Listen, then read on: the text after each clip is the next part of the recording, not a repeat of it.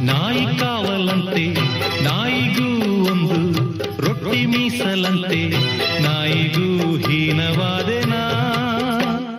ಮಾಳಿಗೆಗೆ ಒಂದು ಬೆಕ್ಕು ಕಾವಲಂತೆ ಬೆಕ್ಕಿಗೂ ನಿತ್ಯ ಹಾಲು ತುಪ್ಪವಂತೆ ಬೆಕ್ಕಿಗಿಂತ ಕೆಟ್ಟ ಶಕುನನಾ. ತಿಂದೋರು ಎಲೆಯ ಬಿಸಾಡೋ ಹಾಗೆ ಕೆತ್ತೋಳು ನನ್ನ ಎಸೆದಾಯ್ತು. ಸತ್ತೋ